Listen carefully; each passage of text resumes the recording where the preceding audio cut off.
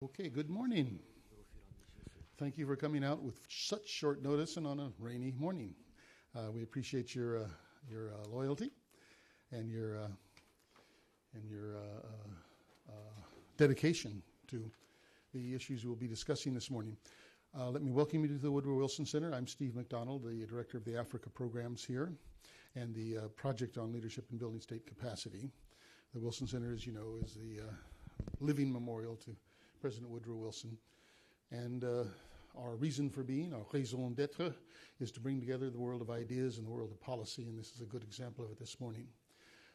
This presentation this morning by the minister from Niger is actually one in a series. We had Foreign Minister Basoli here from Burkina Faso, as you probably recall, just a few weeks ago, looking at the security situation in West Africa. And things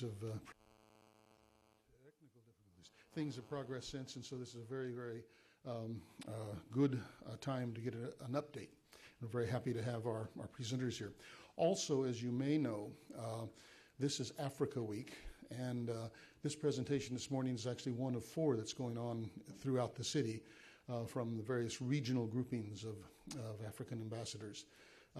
So we're very happy to be able to host a couple of them. This afternoon we'll be hosting the East African community, and this morning we're hosting the ECOWAS countries.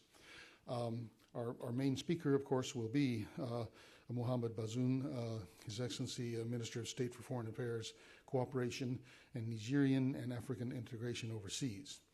I'm not going to give formal introductions and biographic information for our speakers because you have that before you. But we're going to start with a few words of introduction from His Excellency Cyril Gouin, Ambassador of the Republic of Benin to the United States, and then His Excellency the Minister will follow with his remarks and talking about the security situation in the western part of Africa and how that's impacting. Then they'll be followed by Ambassador Adefuye, Nigerian ambassador to the United States, and Ambassador Keita, Mali's ambassador to the United States. I do want to recognize several other members of the ambassadorial corps who are here. I know we have, I've seen Ambassador Jain from Senegal. Welcome. Of course, we've got Ambassador Sidikou from the Republic of Niger. Welcome. Ambassador Diabati is here. Yes, thank you. Good to see you, sir. From Côte d'Ivoire. Recently been through its own situation. Very happy to have you. Ambassador Buddha, I've seen from Burkina Faso. Welcome, sir. And Ambassador Viega from Cape Verde. So thank you very much. 2 housekeeping announcements. First of all, be sure to turn off your cell phones. That's what caused that feedback we got just a moment ago. So if your cell phones are on, they could interfere with the presentations. And then second of all is you do have, we hope that if you don't speak French, that you've picked up a earphone and an apparatus at the outside. The channel will be channel 2 for the translations, if you have to use that, because many of the presentations will be in French. Okay, with no further ado, let me please invite Ambassador Gouin to take the podium.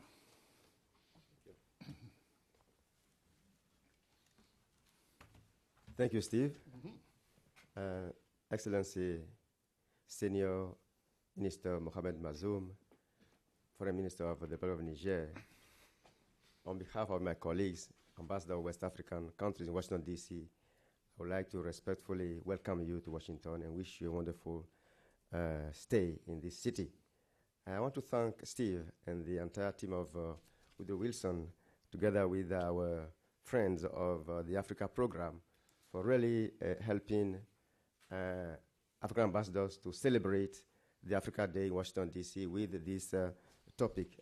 It's very important. Instability in West Africa, issues and challenges to development and international security is a very crucial topic for us, and it is a current affair in West Africa. And there is no better person to come and talk to us about that than the senior minister, Bazoum, who is well involved in development in West Africa. So I just want to thank you and also thank our colleagues who are here today and our guests for really supporting West African ambassadors as we are celebrating the Africa Day with all our colleagues of African ambassadors. I thank you very much and looking forward to contributing our share to this discussion. Thank you so much. Oui, Your Excellency, if you please.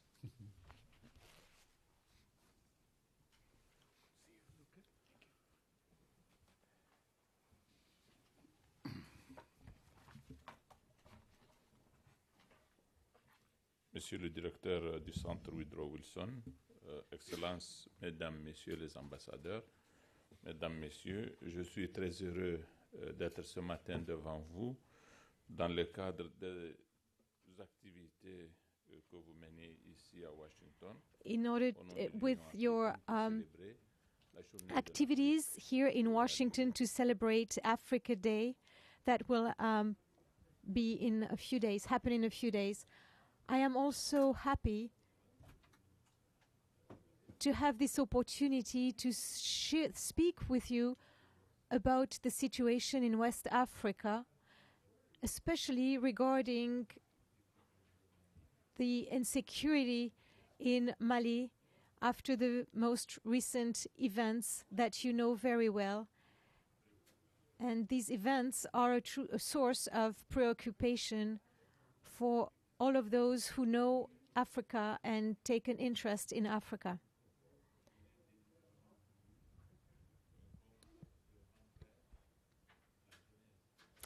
I deliberately wanted my presentation this morning to show the genesis of the situation in Mali and how it deteriorated over the last few weeks.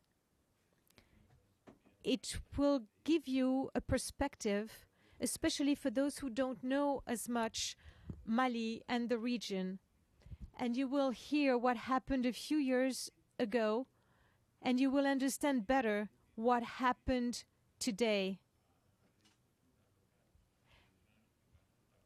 And of course, we want to establish a discussion between you and me, and it may touch then the more current topics, but I want you to understand the genesis.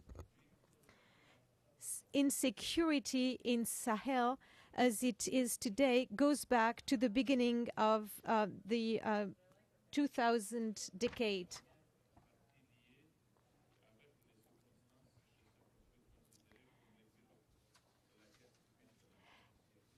And fundamentally, it's linked to the civil war at the end of the last century in Algeria. The fight led by the terrorist Algerian group GSPC, the Salafist group for preaching and combat, have imposed the situation in Algeria, have pushed away this group from Algeria to the north of Mali. So at the beginning, for this terrorist group, it was simply the idea that it would be temporary power, and now, because they had to stay, it has become perennial, and it has become actually a very strategic position for this organization.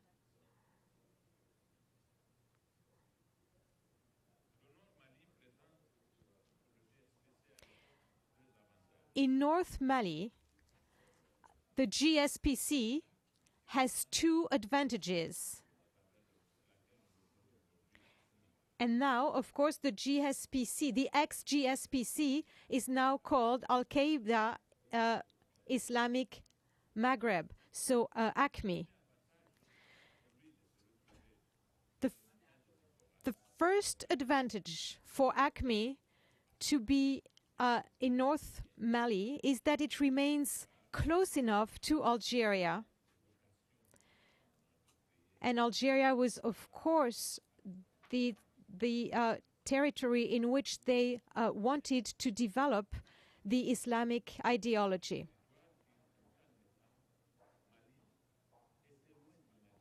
But in fact, North Mali, although truly in Mali, is very far from most of the rest of the region of Mali.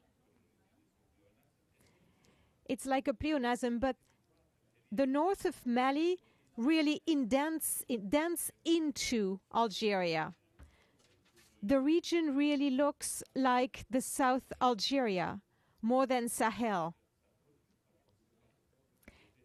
And therefore, the GSPC has a true advantage being close to Algeria, both in Mali and yet far enough from Mali. And of course, it's important for them not to be too close to the authorities of Mali.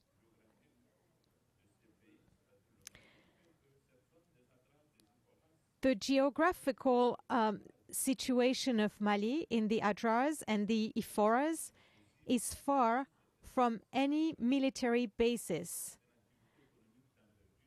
And therefore, there are no industries for extraction mines. There is no economic activities in this region because there is no military base.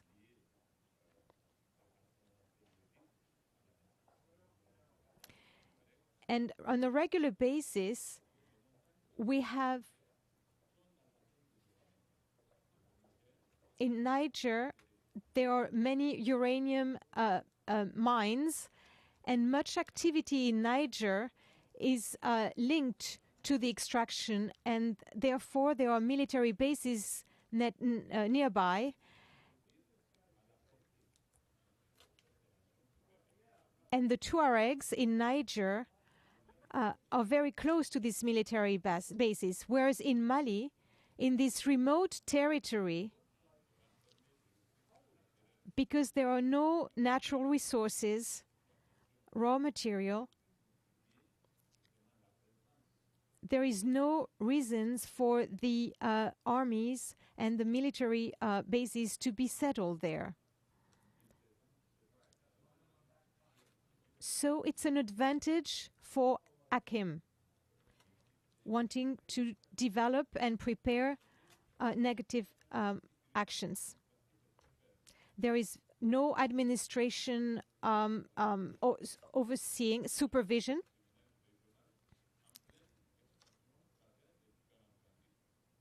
So there is much traffic, cigarettes, arms, human trafficking, and more recently, drugs.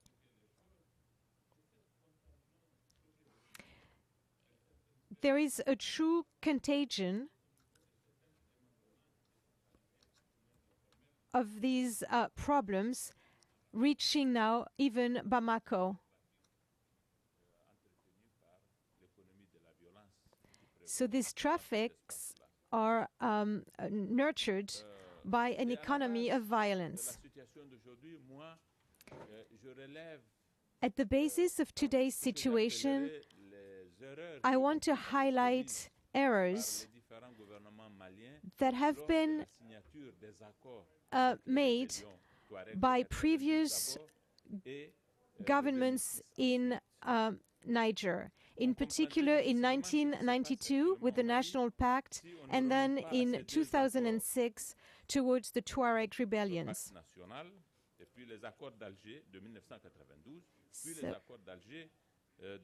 So the National Pact and the Algiers agreements of 1992 and then of 2006. The National Pact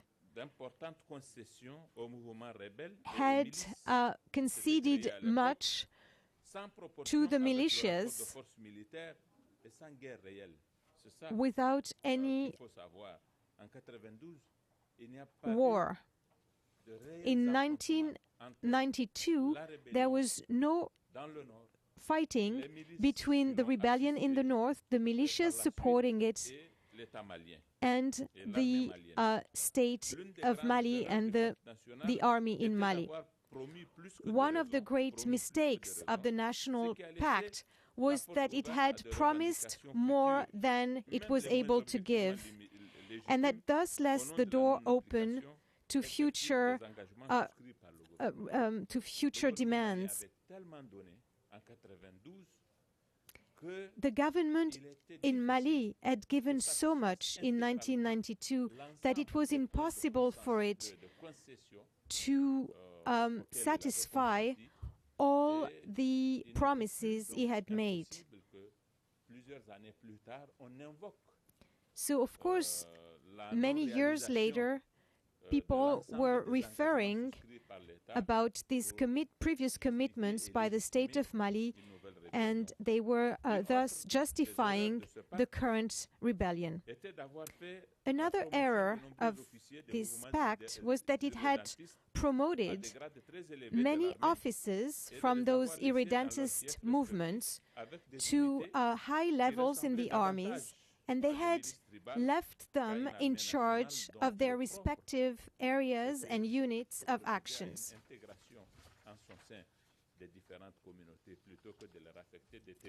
Instead they have decentralized the army, and this devolution of the army has favored the development of a regional and turf wars and attitudes. Il n'a pas été impossible que cette culture de trafic, this culture of traffic has contaminated some spheres of the Mali national army. So we have seen the development of an environment enabling nepotism, corruption, and bad business practices.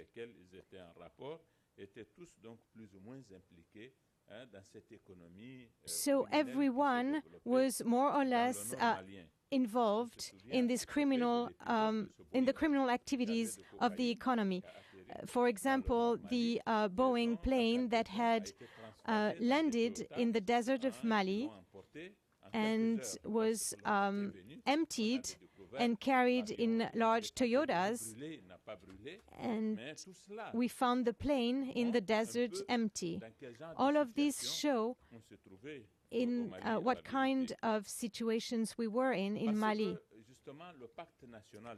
Because the National Pact of 1992 had in itself many vices and faults, it ordered as a necessary consequence the Tuareg rebellion of the year 2006. This rebellion has not lasted and led to the Algiers Agreement of 2006, signed by the government of President Toumani Touré,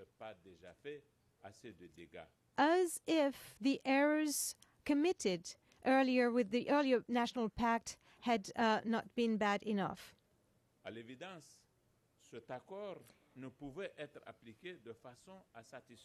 Evidently, this agreement could not be applied so as to satisfy the rebels.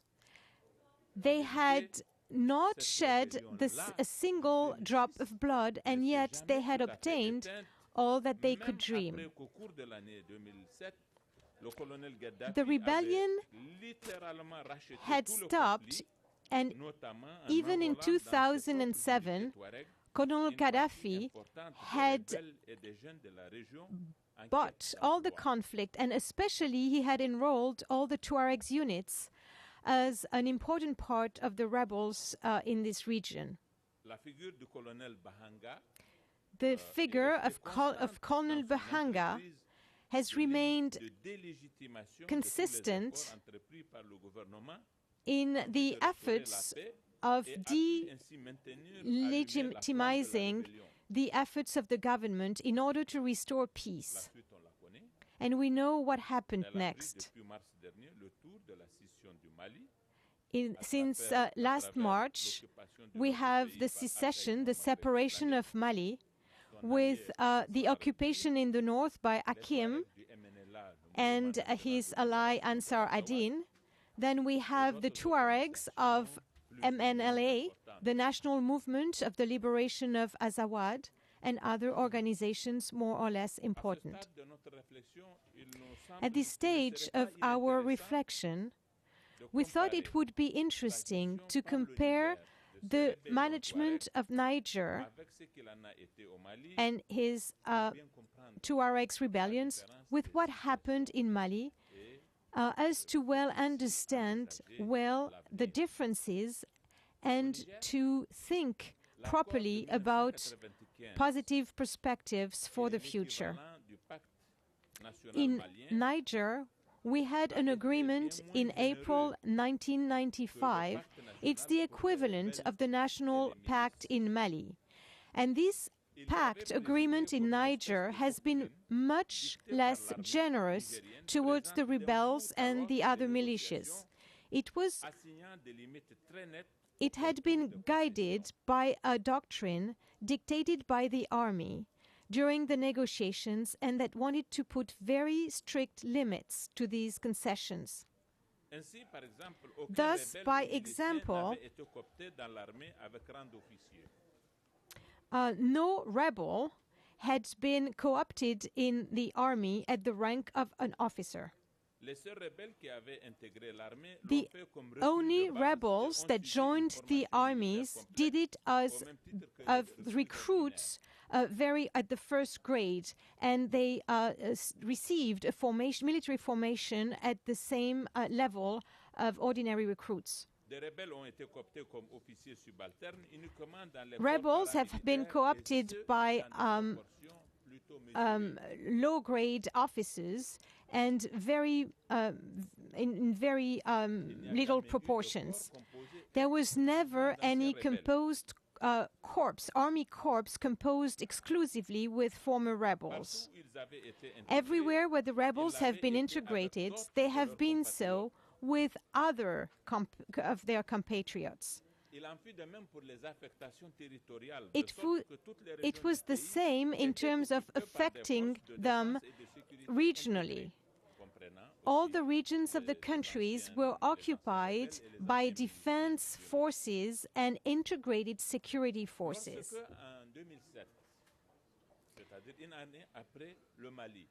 In 2007, when a new rebellion started, the government has given this rebellion absolutely no legitimacy, and the government have forcefully fighted this rebellion and had pushed it back and had given them very little through discussions and negotiations. And that's a big difference with the situation between Niger and Mali. So all the difference between Niger and Mali in 1995 and 2007, the Nigerian government started first by fighting the rebellion before signing with it an agreement.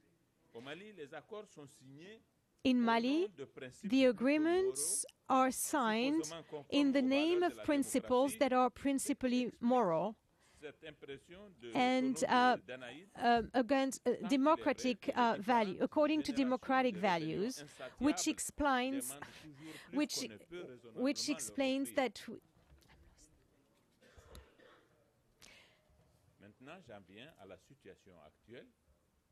Now, the current situation and the current challenges. Even at the time when Hakim was confined in the mountains of the ECOWAS, finding their provisions from these very difficult and sinuous networks, they managed to take hostages in all the countries, and they could organize attacks in a fairly large sphere in the Saharian zone, especially in Nigeria, through Boko Haram. On devine l'accroissement de ses capacités de nuisance aujourd'hui. We can now understand the growth of its negative influence as it controls a territory of more than 8 million square kilometers, with cities and urban places where food and water are so rare that now they can obtain thousands of young people who are even more vulnerable, that they are in such social and economic distress and want. The organization has now obtained an incredible number of arms abandoned by the National Army in March, when they had to recede. So the current situation is for Akim an incredible blessing that they could never had dreamed of before. And this helps the development of international crime and terrorism, and gives them new opportunities of development. There is a situation of complete anarchy in this very vast territory, now that there is no state, and the economy of the region is completely criminalized. Truly, it's a second Afghanistan that is currently taking shape, and it's conform and it's according to the international conception of the Islamic terrorism. In some neighborhood of Gao and Timbuktu, some katibas are completely in the hands of Boko Haram from Nigeria. Le débat sur la différence qui peut exister entre les différents acteurs en place, que sont ACMI, there is a debate on the differences between Akim, Ansar al-Din, Mujaho, Menela, is not very meaningful, because Ansar, Mujahs are just as many names and that this organization needs in order to ensure its local footing. The MNLA is an organization without any ideological strength, incapable to follow a unified political leadership, and it's condemned, therefore,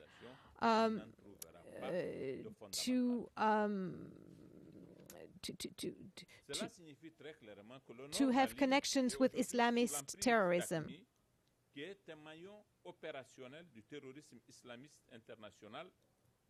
So now very clearly we can see how North Mali is under the thumb of Akim as a part of the international Islamic terrorism, whose leadership is in Afghanistan.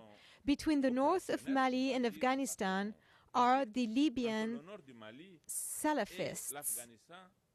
Between the north of Mali and between Afghanistan, we find the Salafists from Libya playing a role of incredible strategic coordination, and called to grow even more when we see how the uncertainty in this country. If what is happening in Mali currently is part of global challenges, the response to such a challenge can only be international. But for now, the international community is waiting that the ECOWAS finds a solution according to its commitments after the coup in last March. The work of ECOWAS so far has not found solutions for the power in Bamako held now by the military power.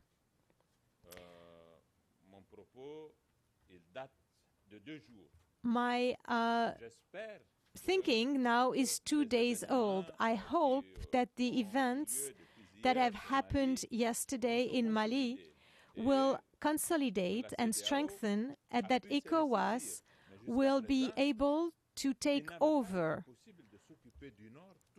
For now, ECOWAS didn't know how to deal with the situation in Bamako, and because of that, the north of Mali was left on its own.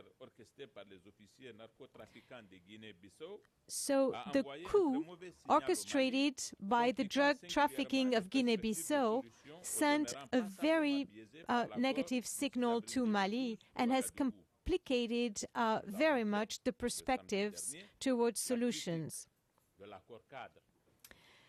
I have criticized the framework,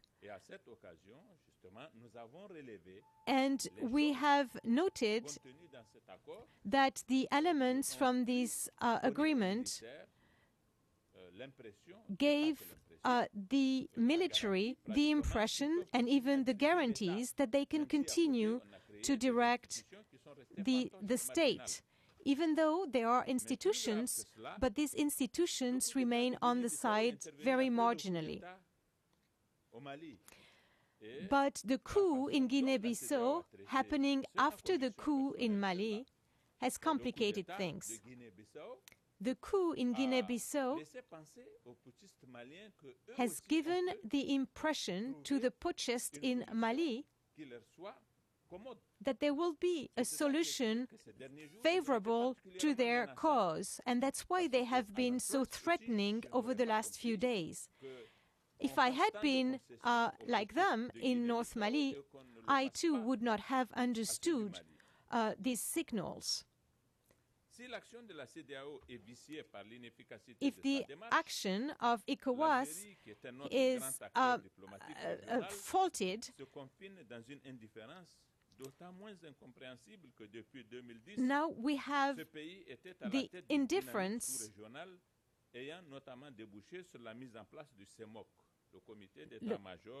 CEMOC, the committee constituted to fight against Hakim.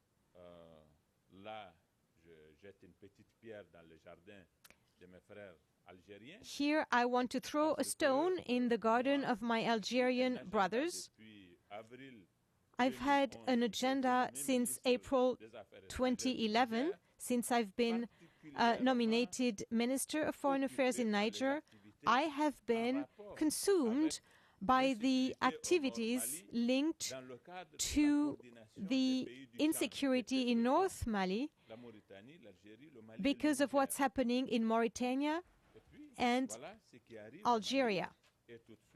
And what's happening in Mali is this organization of CEMOC, this committee meant to deal with this issue, is that we do not have much to do. We tell our friends in Algeria that I do not understand, I do not accept that this could be the posture of a great country. We expect some leadership from Algeria. We want Algeria to lead us with a strong leadership towards solutions that we would, of course, embrace, because these events happened in the north of Mali, but not in the south. And because it's happening in the north of Mali, all the border countries, the Niger, Mauritania, must act and must respond. The ECOWAS is trying to do it, but we haven't acted yet. And I believe that our inaction is not helping Mali to find solutions. Toutefois, rien ne peut être entrepris efficacement dans le Nord Mali tant que n'aura pas été restauré un État légitime à Bamako. So nothing can be done in Mali as long as a legitimate state is not set up in Bamako. It's necessary to be able to reconstitute the national army capable of acting in the north of Mali with a very large military action supported by the international forces, especially by all the neighboring countries, especially Algeria and Mauritania. I want now to say a few words on the situation of my country.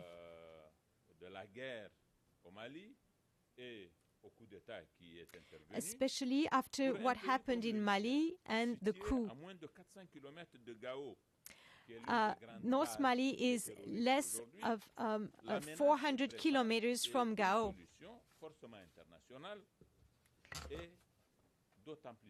So the threat is pressing and the solution is urgent, and the solution can only be international. The country has already paid a heavy price in its for the consequences of the Libyan crisis, whether in terms of economics and in terms of security. There were 250,000 Nigerian who came back from Libya, where they had a professional activity that allowed them to live, but also to transfer money back to Niger. In terms of security, the country had to face up to the introduction of many arms, imposing the army to occupy a field, a region that is all the more risky, that these territories are vast and in a desert. The army had to fight violently against groups carrying those very dangerous arms. Because of the deterioration of the situation in Mali, the government has revised its budget and will give more than $20 million more for military equipment that are absolutely needed for the security of the country. And this after efforts, exceptional efforts that had already been levied on this budget. Or these corrective measures have led us to buy more military equipment. Unfortunately, more the terrorist organizations get deeper and take foot in the North Mali, more the challenges that they will raise will direct the need for acquiring more equipment, military equipment, and yet this money could have been used to fight poverty. More gravely, all this military action will most likely have a very limited impact to prevent or face up to terrorist actions.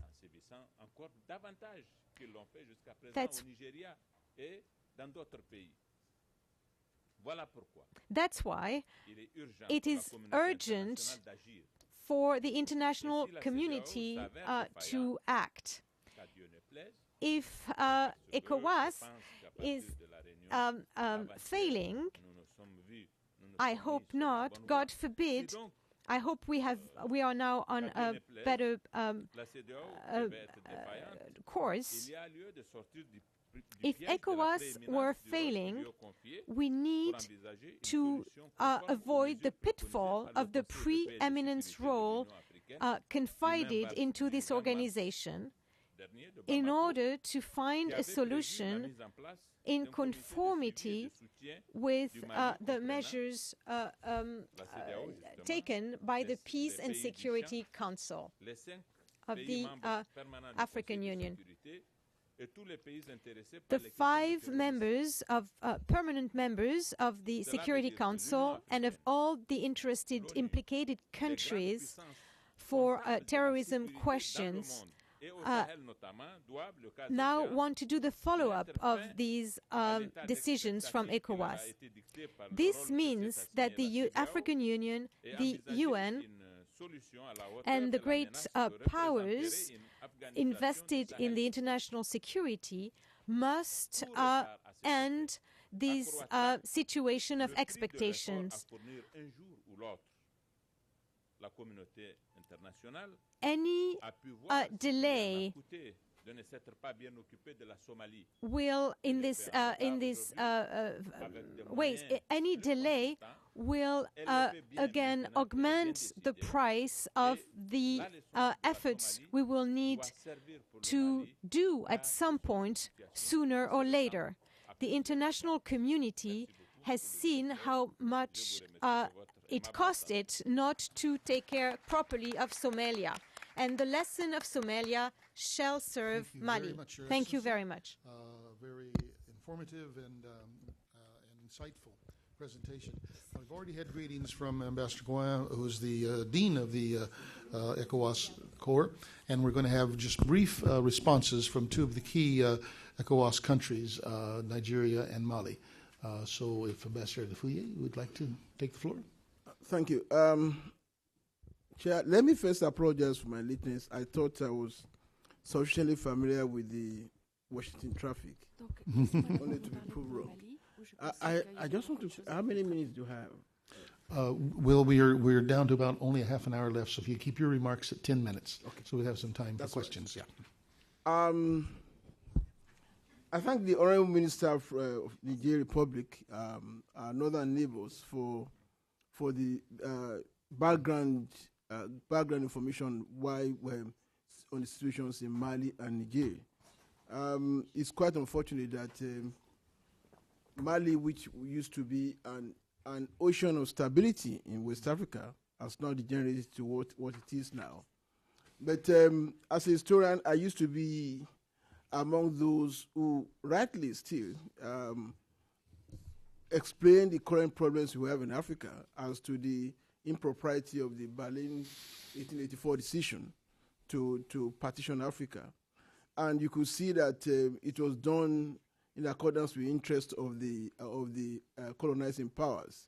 I mean, imagine the size of Mali. As the minister rightly said, Mali, the group causing trouble, they are north to Algeria, very far removed from southern Mali, and yet they are causing so much of crisis to Mali and instability to Mali.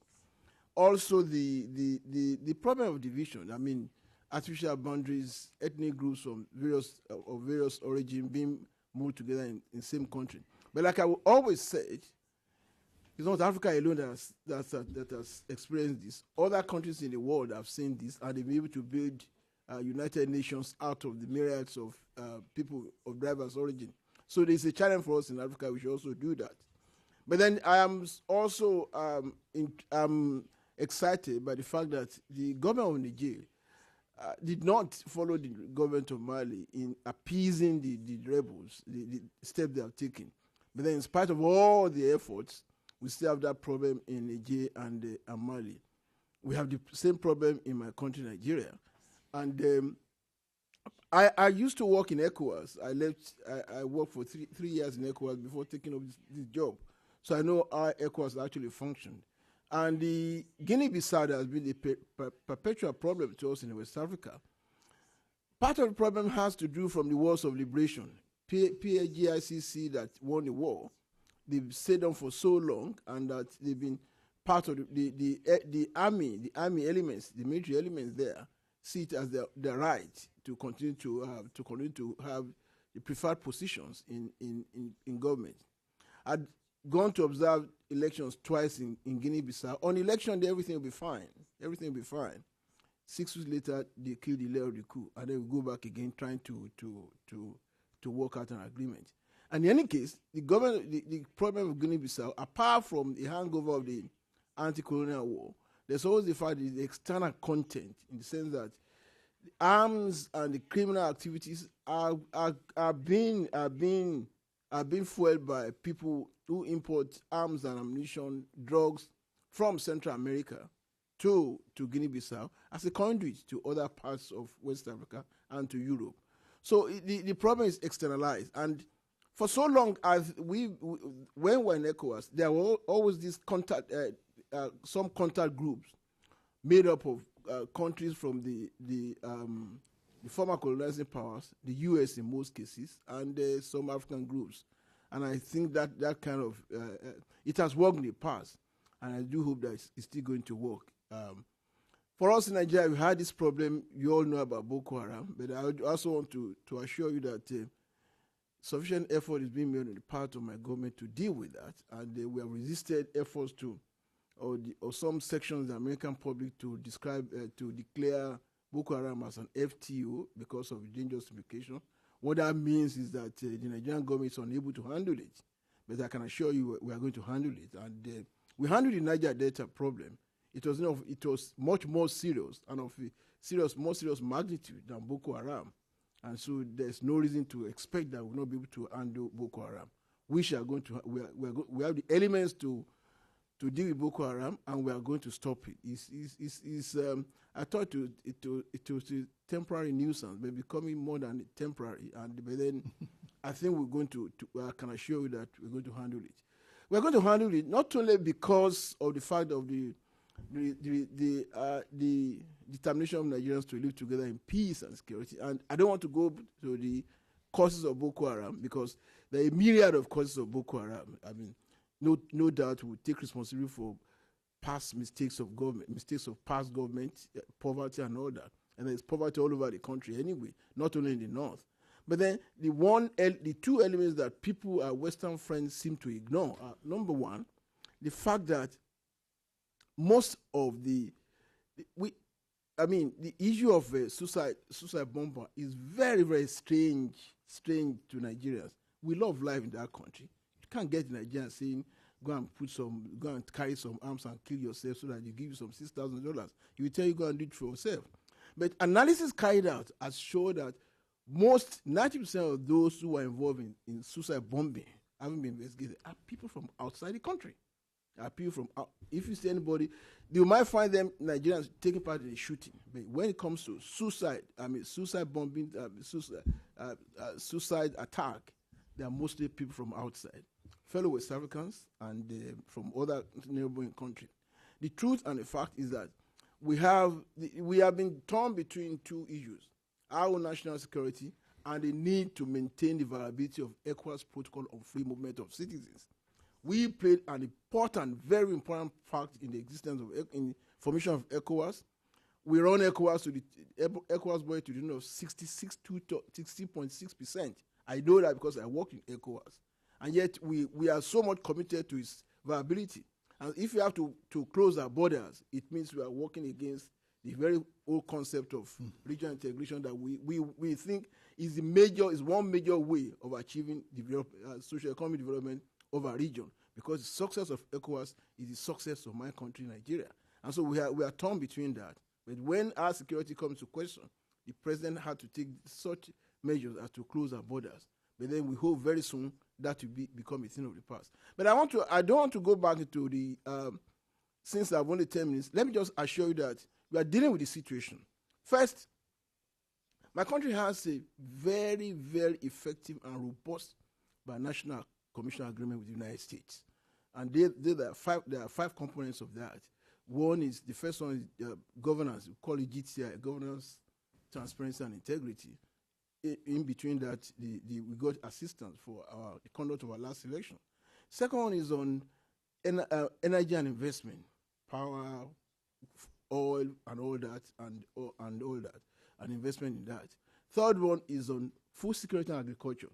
We did American companies are helping us in terms of developing our food content. But the one that's most relevant to this meeting is one on Niger Delta and regional security. There's that component. It was seemed to be sufficiently important that it used to be one. It has now been separated to become separate one, so distinct on its own. You have Niger Delta, you have regional security. Under regional security, it includes assistance to ECOWAS in ensuring peace and stability in the region. And the first meeting was held in Abuja in February. I had the privilege of attending that meeting with our American colleagues. And some good progress have been made in terms of dealing with the problem, the challenges of Boko Haram. And during the vice president, and this is very important, during the last visit when we had the Agric Investors Forum here in Washington 3 weeks ago, our vice president visited, and he was received in audience by President Joe Biden, and where the Binational Commission was hailed as an important instrument of forging links between two countries.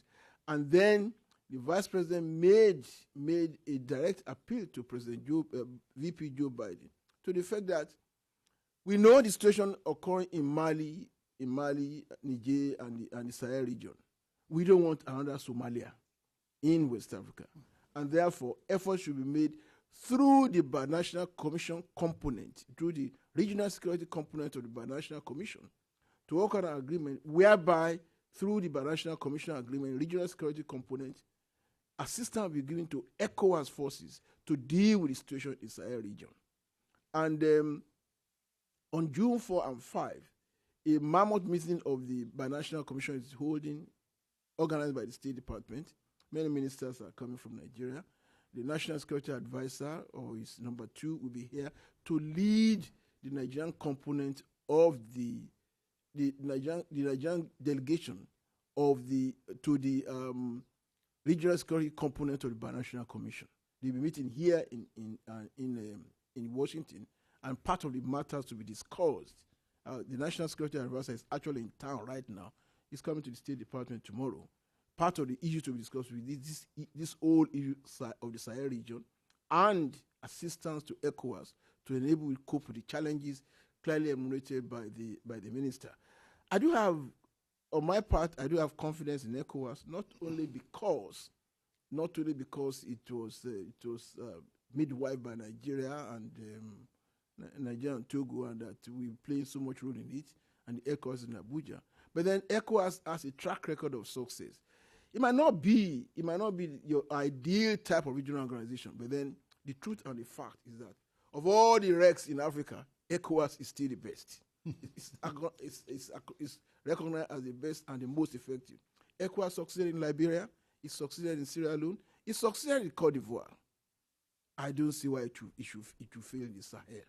And there's so much goodwill. There's so much goodwill for ECOWAS, and there's so much determination.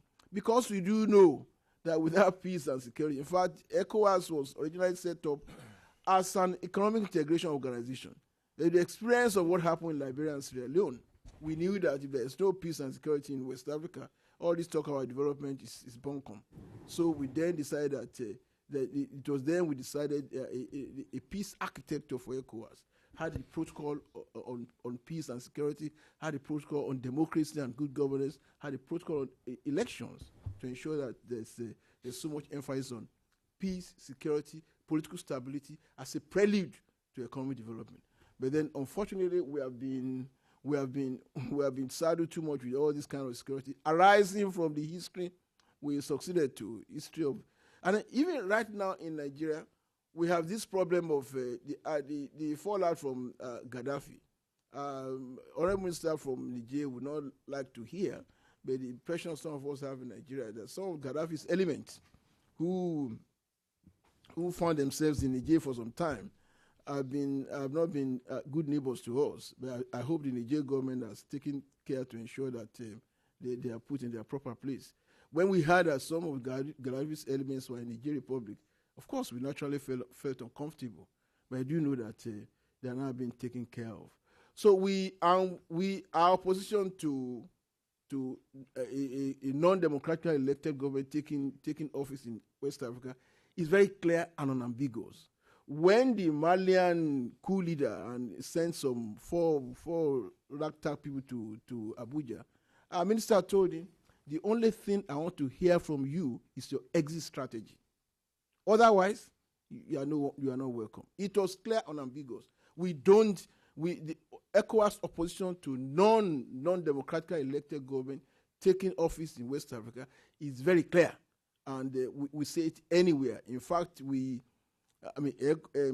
Commonwealth started it, ECOWAS endorsed it. We are trying to even send the idea to the United Nations. If anybody takes over power or without the process of an election, it should not even be allowed to sit in the UN, and that is the extent of our vehemence to. So we cannot compromise with all these fellows, whether in Guinea-Bissau or Mali. We cannot. And the problem with Mali is that there has to be the problem with Guinea-Bissau. There has to be a restructuring of the military. There has to be a restructuring of the military to make them know that there's life outside the military and that you cannot depend on that. But I'm sure ECOWAS is taking charge. It might be slow, Honorable Minister. It might be slow, Honorable Minister, but I can assure you that because we are succeeding in Liberia, Ivory Coast, Sierra Leone, I'm sure we shall succeed in the Sahel. I would have wanted to speak more, but the chairman has been looking at my face, so I stop there. Thank you. Very good, Ambassador. You saw my signals. but extremely helpful. A very good presentation. Ambassador Keita? Merci beaucoup. Je voudrais tout d'abord adresser mes vifs remerciements à Monsieur le ministre Bazoum, ministre des Affaires étrangères du Niger, pour l'exposé extrêmement édifiant qu'il a bien voulu faire et qui a abordé particulièrement les facteurs d'instabilité dans la région sahélo-saharienne qui touchent tous les pays du Sahel sans exception. Il a bien voulu également aborder les accords de 1992 et de 2006, des accords signés sous la médiation de l'Algérie entre le gouvernement du Mali et les différentes factions et groupes rebelles dans les régions du Nord. Je suis parfaitement d'accord avec Monsieur le ministre que beaucoup de concessions ont été données à travers ces accords à ces différents groupes qui probablement ont favorisé par la suite la situation explosive que nous connaissons aujourd'hui. En réalité, il faudrait surtout, pour comprendre cette situation, savoir que ces différents accords ont permis également, malgré les concessions données, d'intégrer l'ensemble des éléments Touareg concernés dans toutes les institutions de la République du Mali. Il a permis également l'exécution à plus de 85% des différents projets de développement dans les régions du Mali. Vous pourriez trouver au sein des institutions de la République et au niveau du gouvernement des Touaregs qui étaient ministres, qui étaient vice-présidents de l'Assemblée nationale, le Parlement du Mali, qui dirigeaient les différents programmes de développement. C'est pour cela que l'évolution actuelle depuis le 17 janvier ne peut être comprise et évaluée à sa juste valeur qu'à travers ce qui s'est passé en Libye. La crise libyenne, avec son impact sur la région, des centaines d'ex-soldats, d'ex-militaires Touareg libyens, mais d'origine malienne, ont quitté la Libye pour rejoindre les régions du nord du Mali. Et ce sont ces combattants are now in réalité, North Mali qui and are fighting against à Bamako. Et the government in Bamako. nous avons assisté à tous ces bouleversements dans le nord. And that's how we have seen all this turmoil in the north. Tout à fait stabilisé. Et Whereas not so long ago, the situation in the north was very stable. bien que l'arrivée des centaines So it's truly a consequence of the Libyan crisis that has sent Tuaregs in Libya, Libyan Tuaregs that are of Malian origin, have come back to North Mali and contributed to the unstable situation there. complètement déracinés du Mali sont Their children, these Tuareg children, have no roots in Mali, but their parents are from Mali, and now they are back in North Mali and contributing to the turmoil. Il faut savoir qu'il y a une triple crise. So there is a threefold crisis in Mali. Du coup d'État, One crisis is linked to the coup, an insurrectional crisis since last March, and ECOWAS is now applying vigorously to solve this crisis. il y a deuxièmement une autre The second crisis celle qui est issue des revendications is séparatistes. tied to the separatist demands Par les ex-soldats de from a variety of groups, in particular reinforced by the former soldiers of Gaddafi. Bazoum l'a indiqué, And the third crisis, as Minister Bazoum mentioned it, calls for an international and regional mobilization, armée and it's the crisis of the armed groups in North Mali en général and in Sahel in general, Al-Qaeda, qui sont originaires MNLA, and des éléments de Al-Shabaab de Somalie. and also Ishabab from Somalia now. Et qu'il y a même des instructeurs pakistanais So we know now that there are even instructors from Pakistan in North Mali. So we have a threefold crisis to understand en général et dans le Sahel, il faut this crisis voir in North Mali and in Sahel. qui existe là. So we need to understand the three crises and how they are currently developing. So thank you very much, Chair, and Your Excellency, Minister of Foreign Affairs of Niger. Ministre des Affaires étrangères My pleasure du Niger. here today and to participate C'est vraiment mon plaisir et mon honneur de participer à ce panel aujourd'hui. timely event.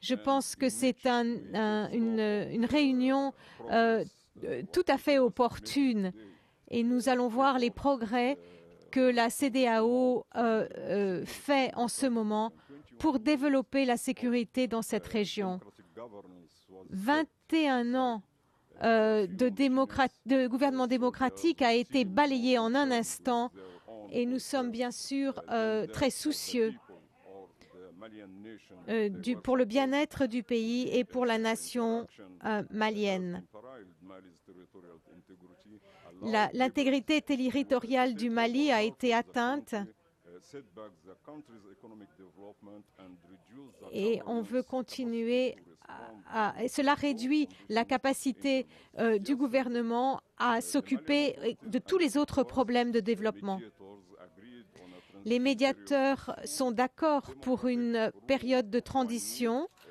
avec une règle démocratique d'1 an qui commencerait avec une période de 40 jours interim d'intérim. President Dioncounda Traoré. Sundays Avec agreement were signed by the junta leader, the interim President Dioncounda Traoré, his Prime Minister, and the Minister of Foreign Affairs of Burkina Faso, His Excellency Djibril Bassolé, and the Foreign Ministers of Côte d'Ivoire and Nigeria, Adama Bictogo and Mohamed Noureddin, have been on their mediation in Bamako since last Saturday when they reached this agreement in principle for Traoré to head the transition period until elections can be held. The United Nations and the United States confirmed their support for the efforts of the economic community of West Africa states in Mali, including logistics and planning for deployment of ECOWAS troops on conditions that the terms of any military intervention are clearly defined. For the next 24 hours, starting today, if we can't get back to unity in Mali between security forces and a government that is constitutionally mandated that the people respect and that can be in dialogue and collaboration with the military, no one can get back to the important business of fighting extremism and terrorism in the north. Coup leader and his national committee must return to barracks and allow the transition back to constitutional rule to unfold. The sooner the transition back to fully democratic governance, the sooner Mali, with the assistance of the regional and the international allies, can begin to repair the damage. In the northern part of the country, over the past 2 months, Tuareg rebels, backed by Islamist terror groups such as Ansar-Din, Al-Qaeda in the Islamic Maghreb, and Movement for Unity and Jihad in West Africa, have seized control of northern Mali, including the cities of Timbuktu, Kidal, and Gao. During that same period, there have been several reports that Al-Qaeda has moved to establish safe havens in the region. We are informed about how foreign jihadists entered northern Mali to train and advise all Al-Qaeda in the Islamic Maghreb fighters in Timbuktu. In addition to Al-Qaeda elements from Afghanistan and Pakistan, Boko Haram fighters from Nigeria are also said to have moved into northern Mali. The spread of foreign nationals and elements from several identities in areas controlled by Al-Qaeda is one of the priorities for the terrorist groups, which considers itself to be above all ethnic and national considerations. On the humanitarian level, Amnesty International says the conflict-torn country is seeing the worst atrocities committed in decades. On the situation in Mali, the seizure by Tuareg-led rebels of much of northern Mali had led to human rights violations, looting, and growing tensions between ethnic groups. Reports from the north of the country suggest that civilians have been killed, robbed, raped, and forced to flee. The longer the instability continued, the more the human rights situation appeared to get worse, with thousands of Mali fleeing the region to seek refuge. United Nations also warned of growing tensions between different ethnic groups, while adding that Islamist extremists had threatened and veiled women and might have also killed non-Muslims in the north of Mali. Your Excellencies, Malian constitutional authorities have a high respect for ECOWAS Commission, and they have enormous respect for the current chairman of ECOWAS, President Alassane Ouattara of Côte d'Ivoire, and his foreign minister, Daniel Duncan, and President Blaise Compaoré, President of the FASO, who have done a very, very good job in leading ECOWAS. Malian constitutional authorities highly appreciate Niger's position on ECOWAS' role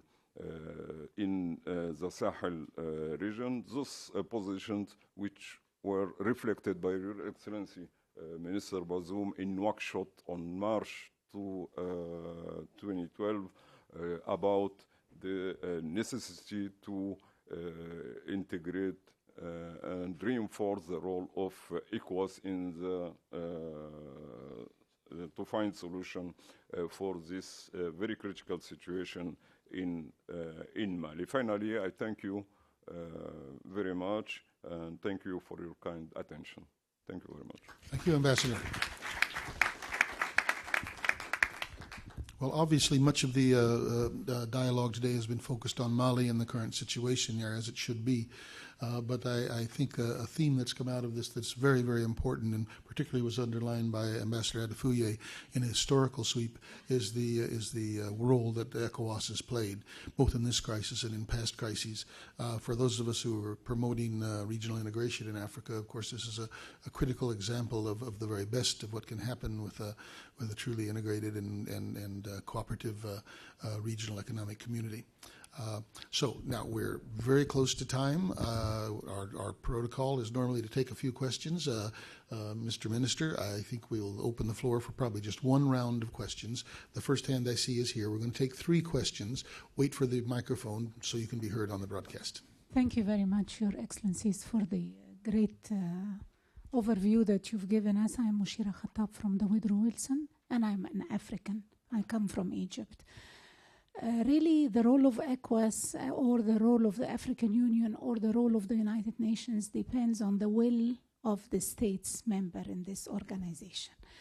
I want to touch an issue that is at the core of democracy in Africa, and this is civic education, because democracy is not only about going to the ballot, casting a vote, but accepting the result. How much civic education is included in the school curriculum, in the media language? Because the problem is not only in Western Africa. Look at everywhere in Africa, you find the wars, you find child soldiers, you find abuse of human rights. So really, I would like to see an answer from any one of the distinguished panel. What civil education do we give in schools or the public institutions? Thank you. Okay, Your Excellencies, we'll take all 3 questions and answer them. Ambassador Diabati here, yes. Mm-hmm. Thank you, Mr. Minister of State of Niger. Thank you, Mr. MacDonald, for receiving us today. I particularly want to congratulate the Minister of State of Niger for giving us this highlighting situation prevailing in Mali, North Mali. And what I just want to say is that all the presentations have been already done. The Minister has given, Ambassador of Nigeria and Ambassador of Mali have thoroughly given the presentation of the situation prevailing in our region. What I just want to add is that from our point of view, as the Ambassador of Nigeria has mentioned, our sub-regional organization is one of the best organized and integrated in our continent. And we are really, let's say, proud of that, although we still have to encourage them to go forward in deepening what we are doing in our region as far as addressing security issue, even developmental issue, integrated issue are concerned. What I just wanted to mention is that our region is facing 2 critical situations. First, the one we have dealt with today, I mean in the northern part of our region, but also we have a situation in the southern part of the region. And we should have that in mind. So in French, we should say that the region is taken like a sandwich in the northern and in the southern.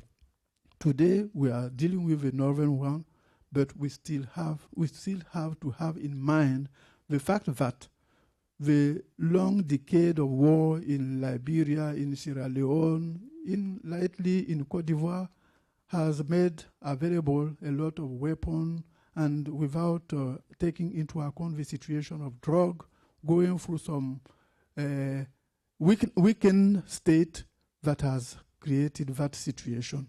So we should have that in mind.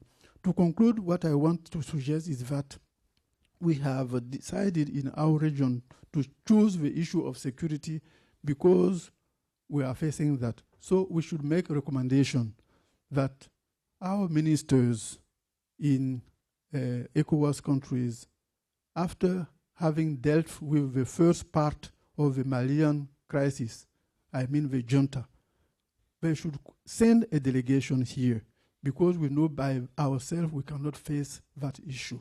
It is an issue that is beyond our means, beyond our possibilities. They should send a delegation to the US to tell them that we have decided to face and to fight to contain that situation. So they should help us. That's what I wanted to add.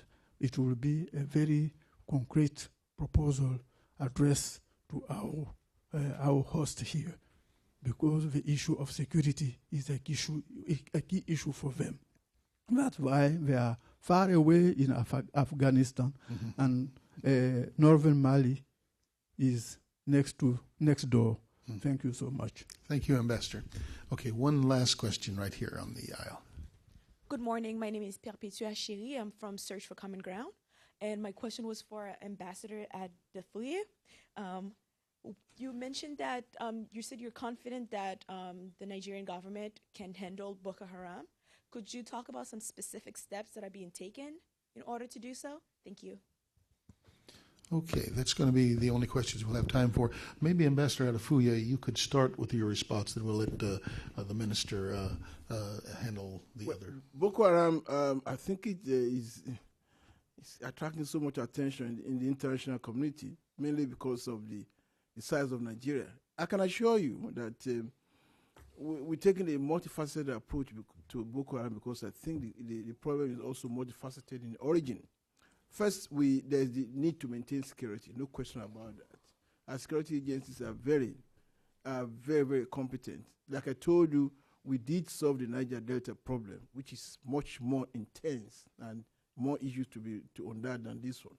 Two, we do know that part of the reason for Boko Haram is because of past misgovernment and inequality in standard of living and all that, lack of social amenities, deemed to be so in one particular part of the country.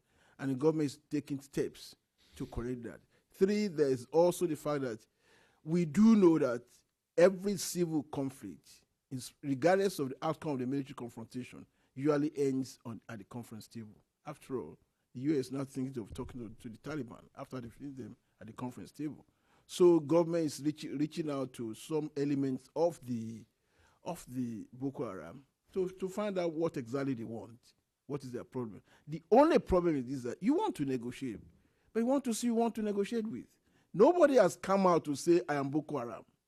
They have the latest, the farthest they went was to send out through some innocuous names, some people in whom they have confidence, through whom the government could negotiate.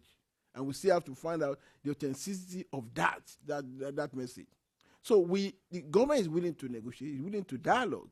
In fact, it came from no less a personality than the vice president. And this was in fact conveyed to Vice President Joe Biden in my presence just 2 weeks ago by our own vice president. And it's been all in Nigerian newspapers. Come out, tell us what you want, and we shall deal with you. So at the same time, we are not compromising on national security in terms of militarily outflanking them. And so I am very confident that the problem is you don't really know who these guys are. You say you don't. Western education is sinful. Western education is hopeless. But then you kill people with Western manufactured equipment. You go to the university. You go to churches. You don't even know who they are. Sometimes you have the impression they are Muslims fanaticals. At the same time, you go to the streets of Kano, shooting everybody they see. Kano is mainly populated by Muslims. So you don't really know who they are. But the main point, yes, the point I wanted to stress to this audience, which I forgot last time, is that there are some elements in Nigeria who are not very happy with the outcome of the last election, who think that if they are not in power, Nigeria cannot progress. And they are surprised at the rate of progress which the administration of Dr. Goodluck Jonathan is making in terms of transforming the economy, restructuring the very basis of the economy, fighting corruption, and setting Nigeria on a pattern of sustainable growth, which will make us become one of the 20 leading nations by the year 2020. And they think that because they are not there, they are surprised at this, and they are very happy. There is no tangible evidence of linking one of these people with them. There have been very serious suggestions in the internet that these are the people fronting us, and the government is looking into it. So there are some elements who are not happy with the outcome of the last election because it's a complete paradigm shift. There's a paradigm shift in Nigeria. Paradigm shift in the sense of, first there's an age difference. There's an age shift. And then there's, in terms of philosophy of governance, doing things the right way. It's no longer in Nigeria where anything goes. Things being done in accordance with proper structure, the nature in which proper government is ordered and internationally acceptable standards. Elements who have been benefiting from the misgovernment of the past do not want this kind of change. And so when you find people who have not been able to get, who are not sure of two meals a day, you give them $10, go into this car, go and start throwing bombs. They will do it. They will do it. And that's what is happening. There are elements who are not happy with the rate of transformation that Goodluck Jonathan is doing, and they want to disrupt it. And they're bent on disrupting it. So, but I can assure you, both on the military, on the diplomatic side, we are taking effective steps, and I'm sure that it will yield results. Like I said, we dealt with Niger problem. We will deal with this one. ECOWAS dealt with Sierra Leone, Liberia, Ivory Coast. We want to deal with this, and it takes time. Yes, our friends might be a little bit impatient. They give us some time. These are problems that came to the fore after several years, several decades of misgovernment. And you don't solve that kind of problem within a short time. But we shall get there. Thank you. Okay, thank you, Ambassador. Okay, Mr. Minister, we're going to ask you for the last word, responding to the question on civic education, and to Ambassador Diabate's statement about the need for a broader kind of security awareness by the United States and the West of problems in the South, the fragile states, the drugs, and weapon trafficking that's going on. So you have the floor, sir.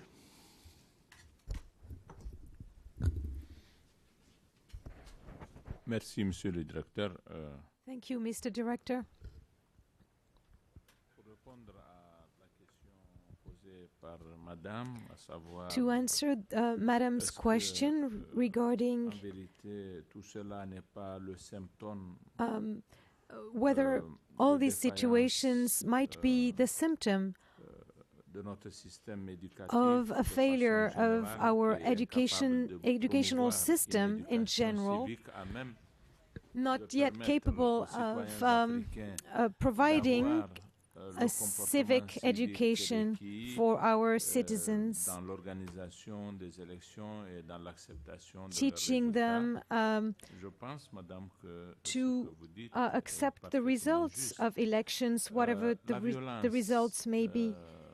I think your voyez bien, analysis is very qu'elle fair. accourt, dans des pays pauvres. Violence, as you see, Ce n'est pas runs un through hasard. poor Les countries, pays and riches, this is not by Ce chance. sont les pays qui disposent Rich des countries moyens are those who par have the lesquels, means les institutions fonctionnent to de have façon their à assigner à institutions chaque citoyen une place functioning dont il s'accommode and reaching et, every il citizen, mène sa vie de façon so that à each espérer citizen can lead davantage de his or bonheur her dans ce qu'il life fait, dans ce aspiring qu'il fait, to car more dans les happiness pays en proie through à la what he pauvreté does. qui In caractérise poor les countries, nôtres aujourd'hui, such as ours today, la violence est devenue un mode violence has d'expression become courant. a mode of way of Et expression, lorsque a nous aurons current, assez de a common ressources, way of expression. Que nous investirons dans le secteur When we'll de have enough l'éducation, resources nous and serons when en we mesure de promouvoir invest un homme more in qui aura un education, comportement civique we will par be les able to conditions de sa produce vie a elle-même directement. citizenship Faut pas se faire who will d'illusions. have be more ready to act in a non-violent way. Violence is the symptom of poverty. And I want to use education in the general sense of the term, and in particular civic education. And civic education is present in countries that are more developed, and these more developed countries have protected themselves against violence because of education. Territories where that are war-torn are territories that are the most affected by poverty. And violence, in truth, is an expression of the despair of populations. That's why the challenge of development necessarily runs through education. And education forms citizens, but also education allows citizens to reach all the benefits of science and knowledge. When I describe the conditions of school in Niger, because of the limited budget allocations, I know that this situation is going to continue, and therefore the despair of our citizens and my fear that they may use violence as a way of expressing this despair. So I believe that you are perfectly correct and right. And that's why when we promote democracy in Niger, we emphasize the need to invest in the sector of education, which is the primary one, the only one, to lead citizens to reach ways of getting out of poverty and despair.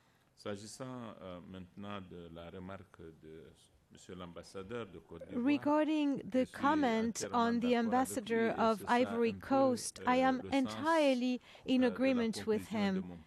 And that's the meaning of the conclusion of my presentation earlier. When I said that we must understand that terrorism is a plight affecting the entire world and is linked to the degradation of our living environment.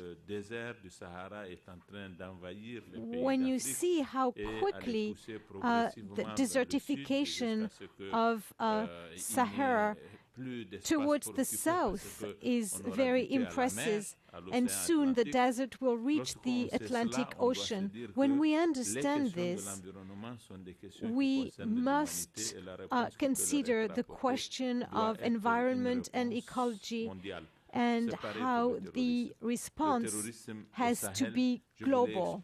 And likewise with terrorism, the response has to be global. I mentioned Algeria. At the beginning, it was just a tactic, a move to come to North Mali just temporarily before going back to Algeria. But then they have found in this situation more advantages, and they have developed, and now it's one of the most important bases for the international terrorism. Truly, the links, the relationship between Al-Qaeda and Akim are very important, and it's the link of the Libyan Salafists playing a very important role, sometimes even in the state. And unfortunately, that's the kind of intelligence we have. There is an international chain with relays pretty much everywhere.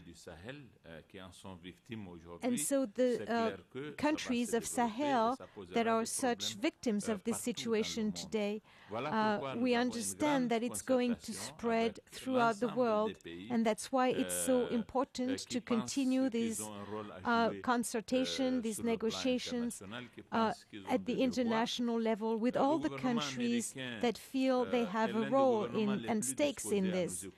The U.S. government so far is the most disposed to listen to it, and I want to take this opportunity to tell you that in the fight with Libya, against Libya, we have been very much supported by the intelligence given to us by the U.S. government, and we have used it wisely because we have been able to ensure that those coming back, those Malians coming back to Niger, be prevented from continuing in Niger. Of course, this is not enough. This local cooperation, the threefold with Niger, Algeria, and U.S. has not prevented completely these elements coming back from Libya to take a footing, to take hold of North Mali. And we need an international response. ECOWAS suggests now that once the power, the legitimate power is back in Bamako, it would attack the north. But I told you that those terrorist groups used to be very far in the mountains of the Foras, and it was very difficult for them to carry equipment, for example, to carry 1 ton of flour for 1 week or water was very difficult. But today, they have come very close to the river Niger, and they are in Timbuktu and Gao, and there they have access to commodities and arms, and very sophisticated arms that they have brought back from Libya, or those that they have taken from the Malian army, and the arms that they have been able to buy from the money from hostages, and in Italy, for example. And so they have much money. So they have now a capacity of action that is very much reinforced. They have also enrolled many young people, and they are training them. So now they are a very frightening force in the north of Mali, and we cannot just assume that the Sahelian countries are enough to fight them. We need a true international coalition against them. And that's what we have said at the meeting of the foreign ministers and of the defense ministers of ECOWAS. We need other countries too, not just the U.S., but we need the UN to support the efforts of ECOWAS, and also means for the European community, means for the EU to finance all of this too. We need cooperation and coordination of all these actors, regional and global, so that we rid of the north of Mali from these terrorists. It's not as complicated as Colombia, for example. It's not the jungle. It's easier. If we have not been able yet to get rid of these few dozens of people in the mountains of Mali, it's because we have not been able to coordinate an action that would be efficient. où nous faisions beaucoup de surplace. we were not moving forward in our consultations, in our negotiations. For example, we need to attack the networks, very physical networks that help them find commodities, in particular water. And if we can cut those networks, we can really quickly impair them. So we need to show determination and coordination, efficient coordination. If we had been more resolved and coordinated, we would have been able to rid North Mali of this problem. We haven't. It's an acknowledgement of a deficiency, but now we have to move forward and lead an effort, international effort that would be sponsored by the UN and supported by the great powers with the logistical and political power. Merci, Monsieur le Ministre. We're going to close in just a minute. We have to, but just a few closing remarks from the Dean of the ECOWAS Corps, Ambassador Gouin. Again, thank you very much. Thank you, Steve, for giving me the opportunity to say a few words. I'll just do two things. First of all, thank our Minister for coming all the way to see us, and second, make a few comments. Senior Minister Bazoum, on behalf of my colleague of West Africa, again, I want to thank you for finding time on your very busy schedule to come all the way from Niger to entertain us about what's happening in our sub-region. We are so grateful for your comment, and you also educate us on the background of the situation in Mali, but also compare it with what's happening in other parts of Africa, including with Somalia or with other development in West Africa. We thank you very much for that, and we wish you a wonderful stay here in Washington, D.C. Now I want to concur with our sister of Egypt that also raised the issue of civic education, which is very, very important. And we believe that education is the base of all our behavior, and it's necessary not only in the schools or for the press, but also in the administration, but also in the army in our different countries, that they should know that their role is in the barracks, especially when it comes to armies, to militaries, that they to defend the territory, defend the borders of the nation. We need to do that because in my own country, in Benin, we make our own Conference Nationale in 1990, the army publicly and solemnly declared they are now going back into the barrack. That's very important to have democratic institutions strive in any country. So we are really, really appealing to the Mali military to really understand that. Secondly, within Mali, we believe that all the political players should really behave as supporters of democracy and peaceful and civil rule. Because if there are a few political players giving wrong signals to junta, to militaries, it will embolden them and it will push them to do what we don't want. So we want all of them to rally behind democracy and support a democratic rule even within Mali. Also, it's beyond Mali, the international community, I believe this time, should really rally behind what ECOWAS is doing, because ECOWAS alone cannot do it. We want the international community. We also want, especially in America, the peace advocacy groups. We know what they have done in Darfur, in Sudan, and other places. They should also rally around what's happening in Mali to keep their authorities, make them keep an eye on what's happening in Mali and also in Guinea-Bissau.